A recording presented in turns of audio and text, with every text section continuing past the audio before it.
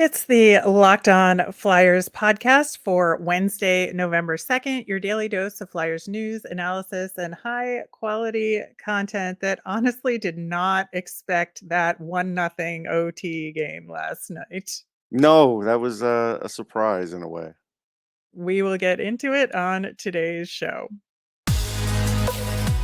Your Locked On Flyers, your daily podcast on the Philadelphia Flyers. Part of the Locked On Podcast Network, your team every day.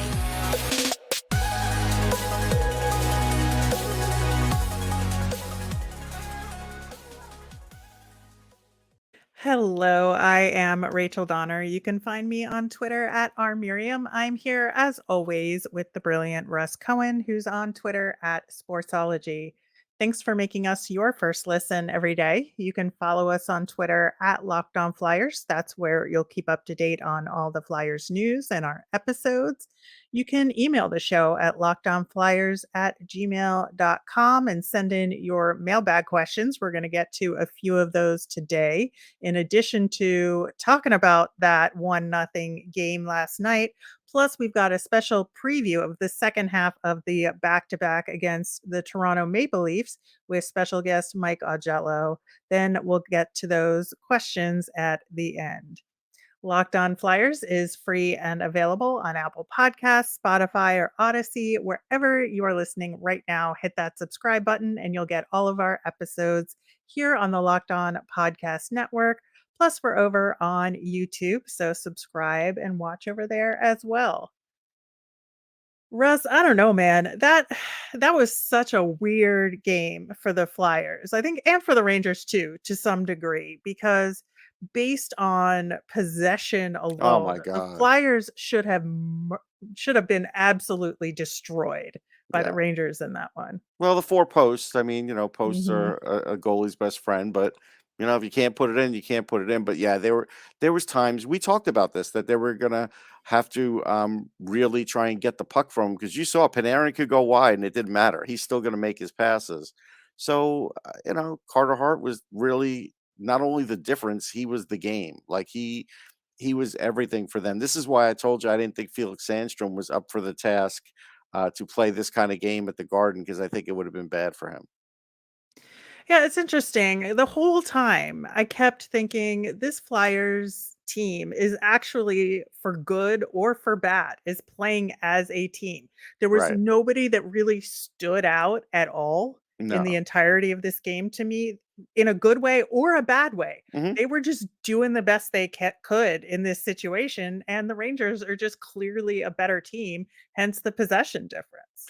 Yeah, it was one of those things where at times it looked like extended power plays and guys were out on the ice too long. And, if I was going to pick out a worse player for the Flyers, it might have been DeAngelo though, because he was a little shaky out there with he had the over the glass. He also uh I just felt like wasn't the icing in overtime, that's bad too. You can't have an icing in overtime when you have the puck. Like, how do you do that? Yeah, he also lost the puck once in overtime in the Flyer zone Yeah. trying to get it out, and that was not good either. Yeah, they were booing him real Oh, yeah. hard Yeah, yeah, in that one. they gave him the business, they did. It was brutal, but, yeah, I really think, he had a shaky game because of that perhaps, but he's really the only one that was devastating, Yeah, I that's think, it. in any way.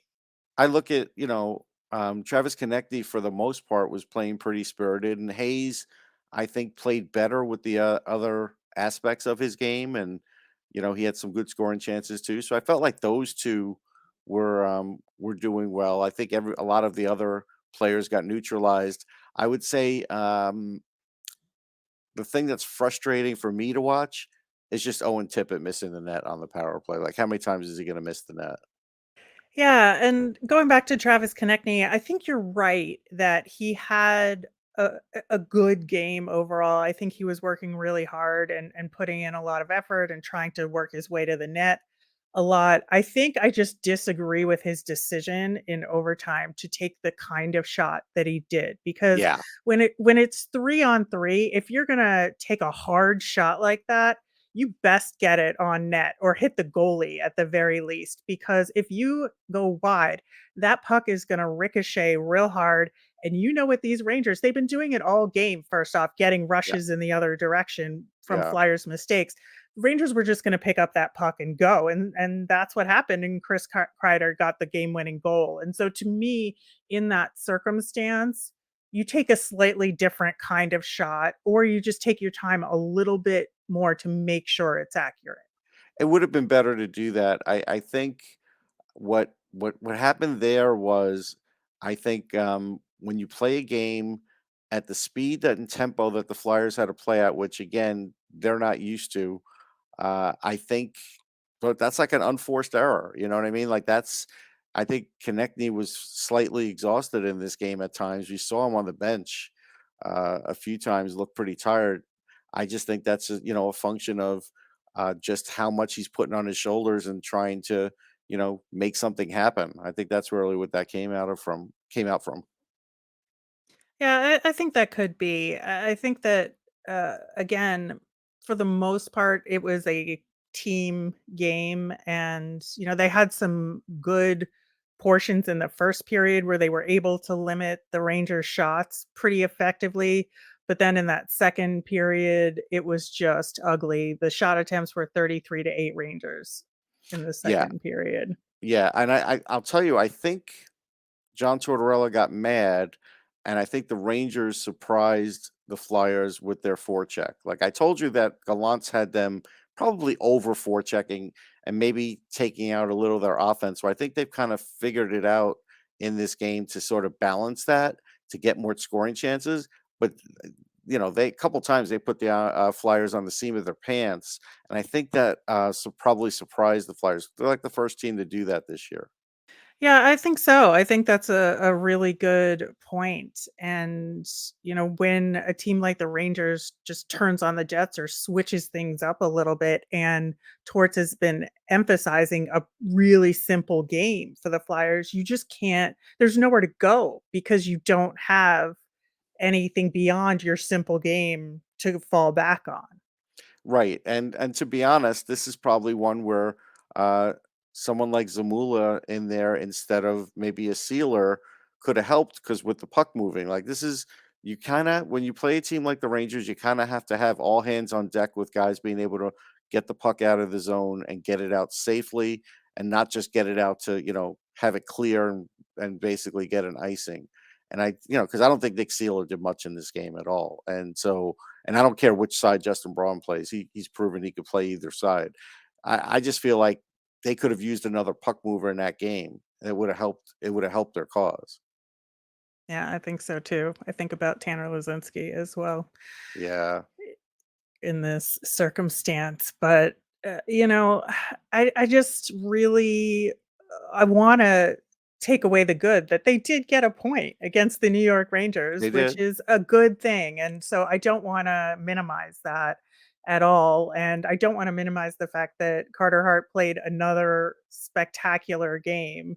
And I think for me, I was calm the whole game. And I don't know if it's the, buildup of all of the games that Carter Hart has played so far this season, that I just had absolute faith that he was gonna make the key stops as long as he wasn't horribly screened. In this one, Yeah, I it think just that's felt like he was, like, real on top of things. yeah. He was. I mean, he was catching all the little details. If Shesterkin made a great save, he made a great save. It was really the best goaltending game I'd seen this year to date, and it was exciting in that regard. Uh, the one thing that I could tell you that Garden fans like is they like good goaltending, and you could hear them chanting Shesterkin, but Mhm. they like that kind of game. They've been used to that from Lundqvist and stuff. So the excitement level was there. And we got to remember, what are we 10 games into the season? That was a pretty exciting game, It definitely was, and even though the Flyers got shut out, it just didn't feel like a shutout right? just because the Rangers weren't scoring either. So, But they are I going thi to see that the problem with this game is uh, they expended a lot of energy. So now you're going to have to go and play the Toronto Maple Leafs. Who's going to be in net? They've lost 2 in a row, even though they're getting points out of it. This is where things start to get tricky, I think. Well, that is an excellent transition, Russ. We are going to be talking about that game against the Toronto Maple Leafs after we hear about Built Bar.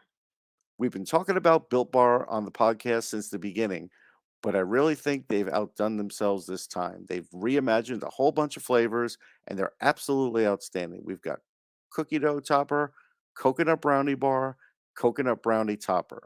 Plus, they've added white chocolate peppermint granola. I really like peppermint. That's Built's take on the granola bar, so it's more filling and insanely tasty. And candy cane brownie puffs. Built puffs are like biting into the universe's most delicious cloud. First off, for anyone who hasn't really tried a Built bar before, they're literally the best tasting protein bars ever built. They're revolutionizing nutrition as we know them. There's with 100% real chocolate, 17 grams of protein, and a shockingly low sugar and only 130 calories. You're probably wondering which new flavor is my favorite. An unanswerable question to say the least. They're all unbelievable and they're different. So you could order a mixed box and try all 5 flavors yourself. Go to built.com, use promo code LOCK15 to get 15% off your order. That's promo code LOCK15 at built.com. Check out Locked On Sports today. From the games that matter the most to the biggest stories in sports, go beyond the scoreboard and behind the scenes with local experts and insights only Locked On can provide. Locked On Sports today, available on this app, YouTube, and wherever you get your podcasts. The Flyers will be facing the Toronto Maple Leafs tonight, and we have with us from HockeyBuzz covering those very Toronto Maple Leafs, Mike Augello. Mike, welcome to the show. Thank you, Rachel. It's a pleasure. So the Leafs have had a little bit of turmoil recently and have been on a bit of a losing streak, 4 games heading into tonight's game. What do you think is the main thing that accounts for that? Just dysfunction, injuries. Last year the Leafs started off really badly in October. They seem to be allergic to October, so there's a hope that when the calendar clicks over to November, they'll find themselves. But last year they struggled. They were 2-4-1. And before they sort of righted the ship, and this year they're 4-4-2 in October. The highlight or low light from the Leaf point of view was the 5-game Western Road swing. They started off on a good note, winning 4-1 in Winnipeg, then had a tough game in Vegas. But the 3 games in California against 3 average or below average teams, really, they struggled scoring. Their defense was, riddled with giveaways. Goaltending was average, but they're not generating the type of offense that they've had to cover up some of their defensive inadequacies. They only scored 13 goals on this 5-game Western Road swing, and they went 1-2-2. And against competition like San Jose and Anaheim, they needed to get 2 points, and they just were not playing well enough to get those victories. Mike, Austin Matthews right now is on pace to actually have more shots than he's ever had in his career in one season, but only on pace for about half the goals. Mm-hmm. Right now, why is he on such a slow pace?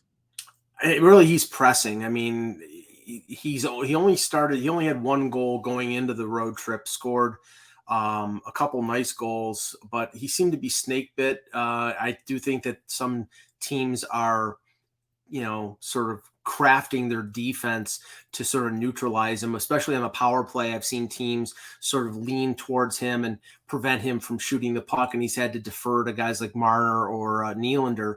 I think he's going to break through because this is, again, the same thing that happened last year. I think he had 1 goal in October, and then he ended up with 60 on the season. So, again, maybe the calendar flips and all of a sudden he finds the range. But right now he seems to be, there's been opportunities that he should have scored and he's just missing the net. Things are just a little off. So he's a pure goal scorer. He'll find his way. I wonder if it's the same for Mitch Marner. He's been getting quite a bit of attention or blame for some of the Leafs' bad run right now, and there's even trade rumors starting to surface Mhm. about him. Like, do you think that's even possible, or is he going to turn things around as well?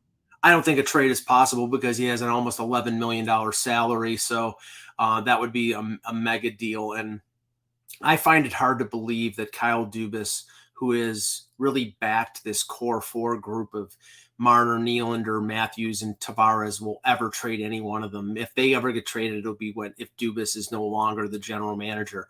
But Marner has not played up to expectations. Last year, he had 97 points. He was as much responsible for Austin Matthews' 60 goals as Matthews was, because he's a penultimate playmaker. He was a first-team NHL right winger.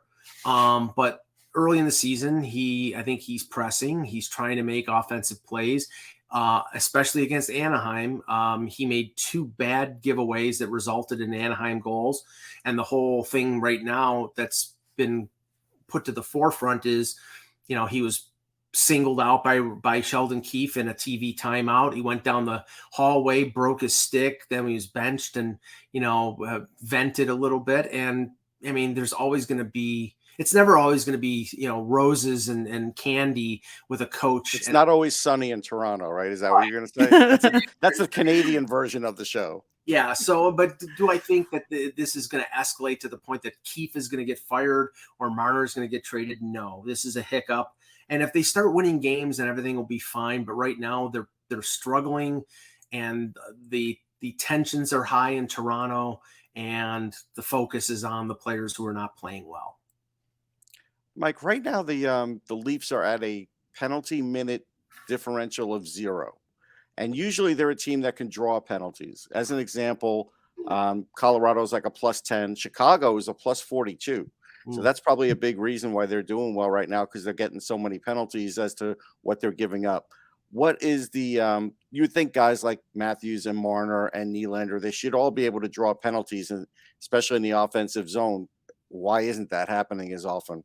Well, the weird thing is that Matthews, even in spite of the fact that he scored 60 goals last year, I think he only drew like 7 minors. It was like ridiculous. He could not draw penalties. The guy who drew the most penalties last year was Michael Bunting. Michael Bunting he's a pain in the ass type of player, and he garners that kind of attention going back. So he hasn't done that as much this year. And actually Matthews has been able to draw penalties, but it's tough to draw penalties when you don't go to the dangerous areas. They're a peripheral team, and they take bad penalties sometimes, and then I guess that evens out the ones that they actually do draw. But the very few times do they go to the net, do they go to the areas where there would be confrontation, and I think that equals out when it comes to them their net penalty against or for. So the other big rumor going around is potentially Sheldon Keefe getting the axe. And I'm wondering what you think about that. And again, if it's just tied to this rough start and they'll give him at least through November to turn things around. But what's your take on all of that? Well, the Keefe rumors started last year when they struggled early in the year. So this is just the latest episode of the Sheldon Keefe firing sweepstakes, I guess what I call it. Again, I find it hard to believe. I believe from what I've experienced, what I've observed covering this team for over 10 years, and what I've been told by other colleagues, that Sheldon Keefe is not getting fired, and that if he does get fired, it'll be along with Kyle Dubas, that they're sort of attached at the hip. I don't think that Dubas has another bullet in the chamber of his gun to fire a coach and bring another coach in. He's in the last year of his contract. Keefe has got another year on his deal that he signed last year. So I unless they lose 20 games in a row, I don't see a coaching change. I think there'll be a trade and some roster changes before any kind of firing happens. But I think that they're going to stay with what they have right now. I think they're, waiting for the waters to calm and hopefully turn things around. I mean, the injury to Jake Muzzin has really hurt their defense. Definitely. They weren't particularly deep, and he was the most physical of their defensemen. He was a leader in the locker room. It doesn't sound optimistic about, how long he's going to be out. He was switched from IR to LTIR, and now we really don't know if he's even going to come back. So that's where, Dubas may have to make some changes. But, I don't think that the even if they have a long streak, if they fall out of the playoffs. What if they're not in the playoff hunt by American Thanksgiving? I think that's too early. I think it would have to be probably closer to the All-Star break. If they're after 40 games. Interesting. Yeah, if they're after 40 games, if they're like 10 points out of a playoff spot, then everybody's in danger. But if American Thanksgiving, they're 5-6 points out of it, they're talented enough to catch up. So I don't think that his head is on the chopping block. Other reporters are saying the same thing, so I'm comfortable in saying that's the case. So you mentioned the goaltending before. Mm-hmm. Matt Murray aside, because we don't have enough time to talk about Matt Murray. Right. It would be like an hour-long debate, Rachel. So we're gonna leave that one at the side of the road. But with their current goaltending, which isn't doing great in my estimation, what do you think about it right now? And who do you think is going to go against the Flyers? Well, it's going to be Ilya Samsonov. They had to play Eric Shalgren, who played around a dozen games last year when Jack Campbell was hurt and Peter Mrazek was hurt. He's not a particularly great goaltender, but I think he's an adequate backup and a good number 3. Somebody with international experience, somebody with some NHL experience. They had to call him up after one game because Matt Murray got hurt in a pregame skate, in a morning skate.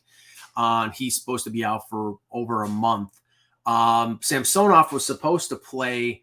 They played 3 games in 4 nights in California. He was supposed to play San Jose and Anaheim, or San Jose and LA, and Shalgren was supposed to play against Anaheim. And instead, Shalgren played the first game, and then played against Anaheim and lost both games in overtime.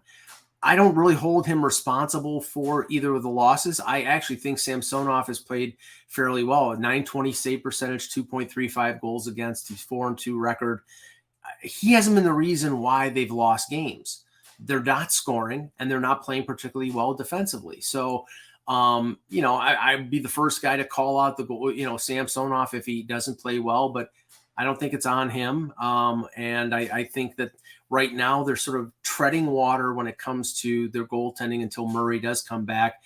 In a perfect world, it's probably going to be in the middle of the month. I think they gave him a month basically to make sure that this groin issue is not going to come back. I think they learned their lesson from last year when Peter Mrazek got hurt in his first start. They kept him out 2 weeks. He came back, hurt the groin again, and then he was out for 6 weeks. They can't, with the division being as tight as it's going to be, they need Murray and Samsonov splitting duty. So they want to make sure that Murray is back 100%. So, when he does come back in the middle of the month, hopefully it'll be at full speed. Yeah, I think that makes sense. So is there any one thing that you would recommend to the Flyers that they do in this game to be successful against the Leafs? Well, as has been the case with the Flyers early this season, their workmanlike effort has been exemplary. I mean, you expect that from a John Tortorella team. He's going to hold your feet to the fire, and if you don't work your ass off, you're not going to play. And against the Leafs recently, Arizona, Montreal, San Jose, Anaheim, these 4 teams that they've lost to that are at the bottom of the NHL standings, or at least everybody expected them to be. The reason that they won is because they outworked the Leafs. The Leafs right now are expecting to win on talent, and they have, probably higher level talent. Like I'd say in the top 6 or 7 teams in the league, but you can outwork them. And you can also, if you get them down, they get frustrated, and then you have them where you want them. So I think that the Flyers are going to basically have to do what they've done all year and outwork them. And if they outwork them, then they have a good chance of winning, especially with the Toronto crowd ready to boo and get on their case at the first sign of trouble coming off that disastrous 5-game road trip. If Philadelphia gets up 1 or 2-0, the waffles will be thrown on the ice like happened in the past. Mike, last question. If you had the power of choosing a new goal song for the Toronto Maple Leafs, what song would you choose?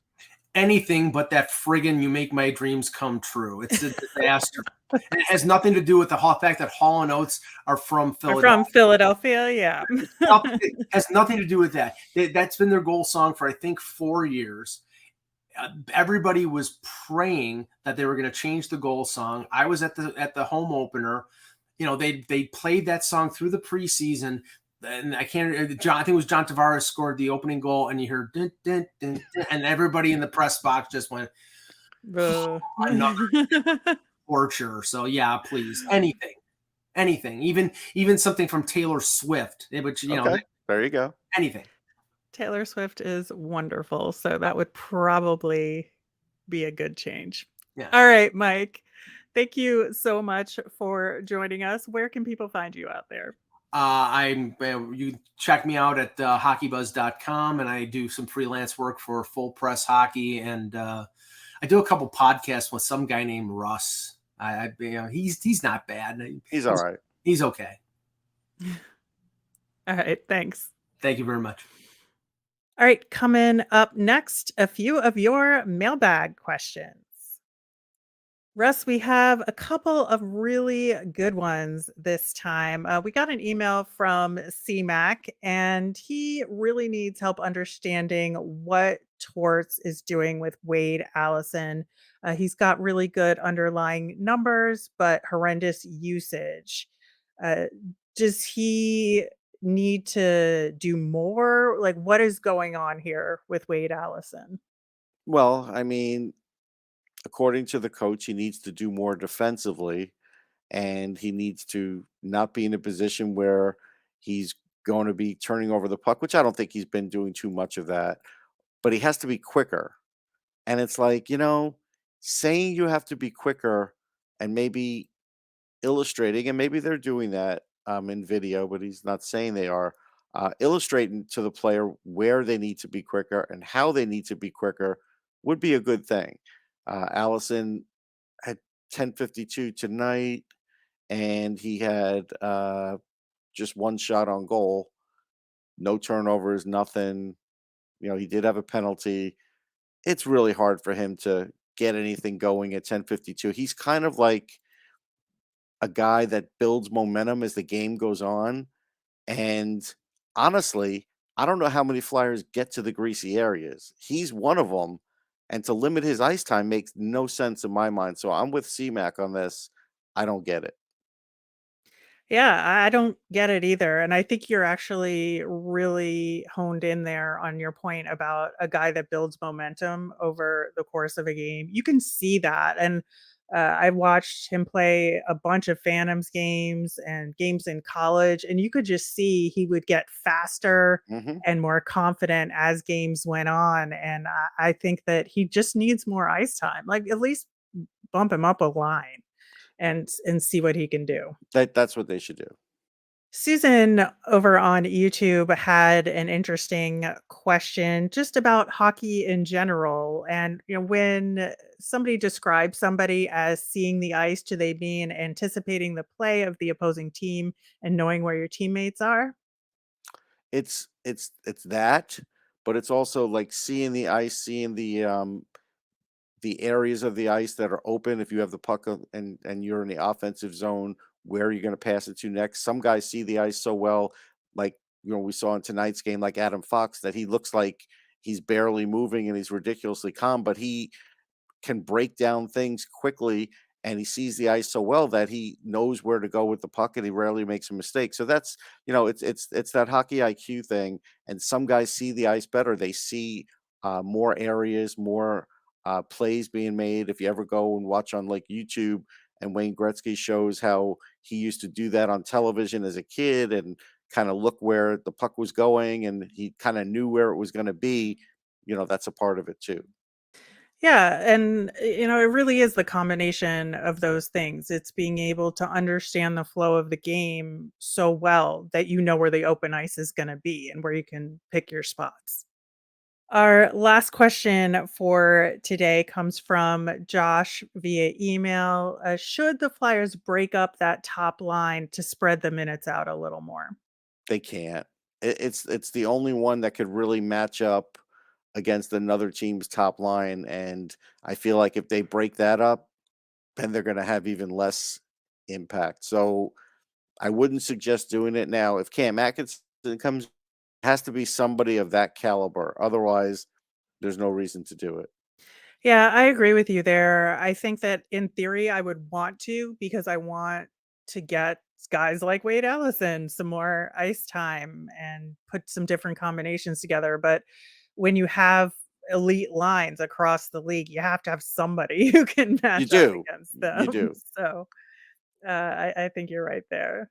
All right, we are going to wrap things up with our Flyers fun thing. And as we know, we've been talking about it a little bit on this show, but the World Series is going on, and the Flyers rode the train up to Manhattan for the game against the Rangers, as they always do. A lot of people are surprised by that the teams take a train, but it's honestly the best way to It's the go. best It way. Why would you deal with traffic with a bus? It Yeah, and doesn't it's make too any short for sense. a plane, and it's just a mess. We've That's the seen one thing teams that's get nice. stuck on buses, Right, so and that's the one thing that's nice about MSG. It literally lets you out right there. You stay across the street from MSG. The mhm. hotel is right there. Like, it's a great setup. Yeah, but, they made the trip in Flyers jerseys. I mean, in Phillies jerseys, sorry. And, so that was really nice. I can I like doing imagine that. a whole group of guys just showing up in Phillies jerseys to Penn Station in New Yeah, York will but go that's over good. well. You make it, Yeah. you're a sight. It's something to see. I didn't see any of the powder blue. Somebody should have bought one of the powder blue ones. I'm always partial to that. Yeah, I hope we see those in one of the games in the World Series. Love them. They're talking about it. Well, that will do it for today's show. Thanks so much for listening. We will be back tomorrow with a recap of the game against the Leafs, and we'll do a prospect profile on Mason Millman, a defenseman. As a reminder, we always want to hear from you. Send in your mailbag questions via Twitter at Locked On Flyers. You can email us at lockedonflyers@gmail.com. I'm Rachel. I'm on Twitter at rmiriam. That's RMIRIAM. I'm Russ. I'm at Sportsology, SPORTSOLOGY. Thanks for making Locked On Flyers your first listen every day. For your next listen, check out the Locked On Sports Today podcast. It's the biggest stories of the day, plus instant reactions, big game recaps, and the take of the day. It's available on the Odyssey app, YouTube, and wherever you get your podcasts.